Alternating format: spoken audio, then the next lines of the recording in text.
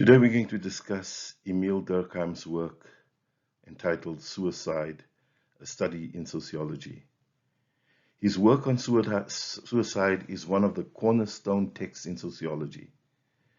In his groundbreaking book, Suicide, a Study of Sociology, published in 1897, Durkheim explores the social causes and implications of suicide. He approached the subject from a sociological perspective, arguing that suicide rates are influenced not just by individual psychological factors, but also by social factors. He identified 4 types of suicide, and the first one we'll talk about is egoistic suicide. Here he argues that this occurs when individuals feel detached from society and lack a sense of belonging. It often happens in societies with weak social bonds and low levels of integration. Then he categorizes another form of suicide. He calls it altruistic suicide. This occurs when individuals feel overly connected to a group or a cause to the extent that they are willing to sacrifice their lives for it. Examples would include suicide bombing or soldiers in battle. Third would be anomic suicide. This type of suicide happens during times of social upheaval or disruption, such as economic crisis or rapid social change, anomie, when individuals experience a sense of normlessness or lack of moral guidance. And then finally, fatalistic suicide. He argues occurs in highly regulated societies, where individuals feel oppressed or constrained by oppressive social forces, such as in the cases of slavery or extreme authoritarianism.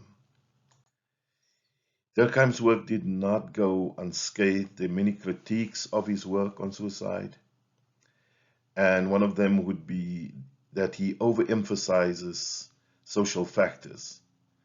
So the critique argued that Durkheim may have overemphasized the role of social factors in suicide, while neglecting individual psychological factors. While Durkheim acknowledged the importance of individual psychology to some extent, his theory tends to downplay its significance compared to social forces.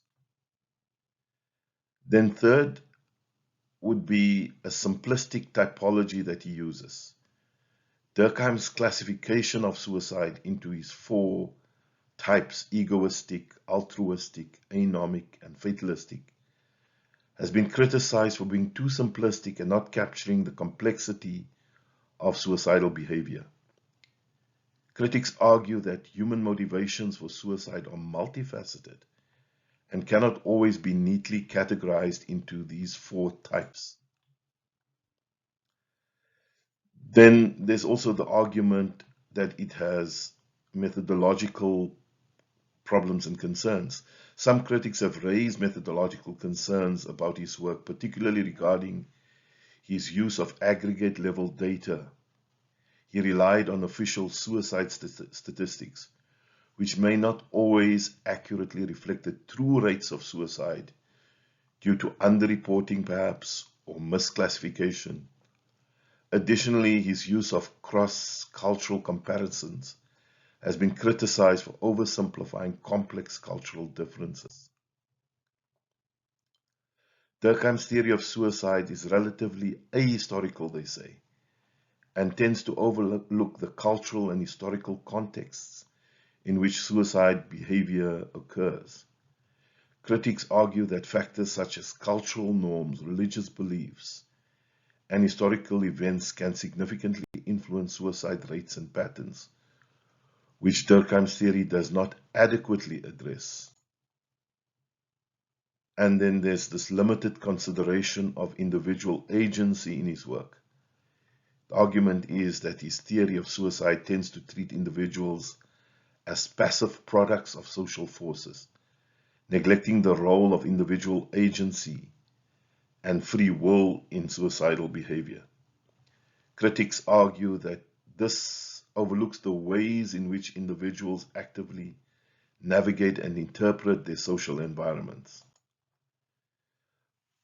But despite these critiques, Durkheim's work on suicide remains influential and continues to stimulate scholarly debate and research in sociology and related fields. Many contemporary sociologists build upon Durkheim's ideas while addressing the limitations and critiques of his work. Durkheim's work laid the foundation, we could argue, for the sociological study of suicide and had a profound influence on the field of sociology. He demonstrated that suicide rates could be understood and analyzed through social factors rather than individual psychology only, challenging earlier views that saw suicide as purely the result of individual pathology.